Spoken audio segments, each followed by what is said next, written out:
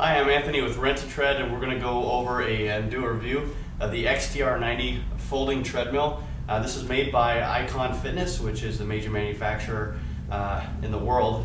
They make Nordic Track, Proform, Epic, Reebok, Lifestyler, and others. We're just going to go over a couple things. First, we'll go over the specs real quick. We'll give you the construction in a little bit more detail, and then we'll go over the features of this machine. First thing is the specs. I think specs are the most overrated thing that's out there, really. People will look at what it says and they go, okay, 3 horsepower motor is good, 2.5 motor is bad, and then they'll just measure out and look at each component from what it says on paper and make their decision. I think that's a poor way to make a decision on a machine, no offense to anybody. On paper, spec-wise, this thing is amazing. First off, we'll go over the motor. The literature will say it's a 3 horsepower motor. If I actually take it out and we look at the ratings on it, it actually says 3.8.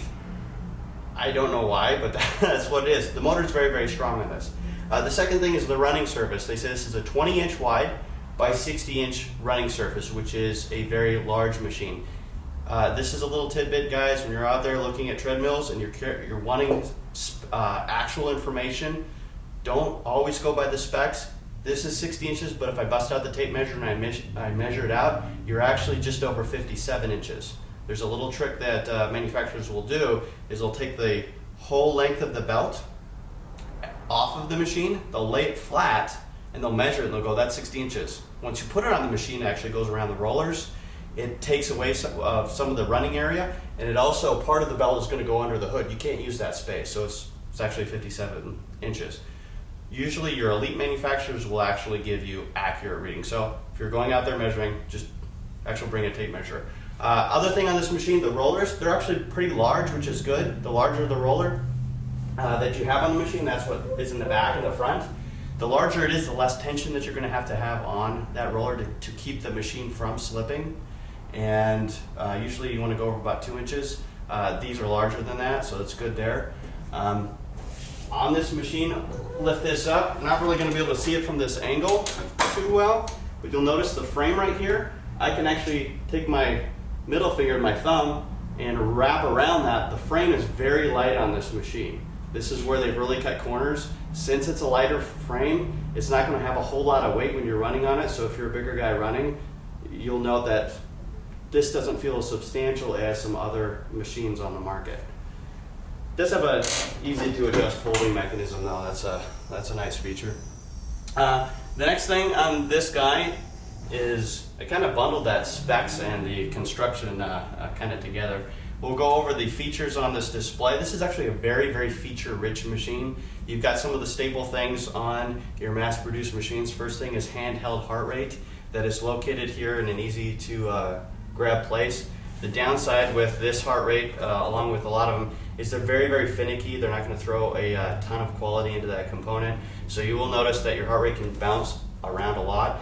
To be as accurate as possible, what you actually want to do is stop the machine, put your feet to the side, put your hand on it to get an accurate reading, but even then it can be a little hit and miss. Other than that, the display is really, really nice. You've got, first off, quick touch buttons, which I absolutely love. You have the standard way of adjusting your speed, which is just tapping up and down to get a 1/10 of a degree change. You also have this whole row of 1 to 12. If you want to go 12 miles an hour, boom, just hit 12, you're off and sprinting. You want to back it off and hit 6, it drops back down to 6. It's really nice if you want to do interval training or just quick changes. Incline functions the same way. You can incline up and down by 1/2 degree, or you can touch a button and go directly there. You also have built into this a speaker system that is surprisingly good. You have the ability to adjust the sound levels on here, just right here on your right side, and you have a jack right here so you can plug in your iPod or MP3 to listen to your music there. You also have a really good program variety here. You have 28 different program features that are listed right through here. You just pick which program that you want to do that's pre-designed for you, and you're off and going. You also have on the display pretty much all the information that you could possibly want. You have speed, calorie, distance, heart rate readings, calories burned. You also have a little reading right here that will show you your program in detail, kind of graphed out. You also have a lap that's on there, which I really enjoy. You can watch yourself going around a 1/4 mile lap. After you go over the features, I'm just going to go over the things that I like about the machine and the things that I don't like about the machine. The first thing is the things I don't like about the machine. This company has produced a machine that at its price point, they're going to have to cut corners somewhere. And where they've done that is in the frame. What that's going to mean is when you're running on this machine, it's going to feel light. It's going to not feel as robust as some other machines. That's a downside. Other little things is some of the plastic components that they're going to put on this machine cosmetically, and part of it is structurally, is a little on the light side, and if you're moving them around a lot or you're rough with them, they can be prone to break. Those are downsides. Those are the two things that I really don't like about them. Heart rate, I'm not a big fan of myself, but if you really want accurate heart rate, this is not the way to go. Go get a Polar chest transmitter or something and get a watch where you can read off of it. That's much more accurate. The things that I really like about this machine, from a component standpoint, the things that actually make it go, it's really solid. It's a very large motor. It's a pretty good belt and deck system on it. The belt is not quite as high as quality as their upper end machines, the ones that are more like $1,500 to $2,000, but it's pretty decent. The rollers are good. The faceplate, the display is very easy to use and it's very clean.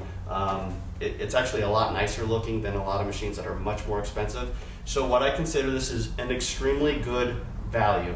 If you're a long distance runner, you're going to be beating on this thing all day long, this is not the machine for you.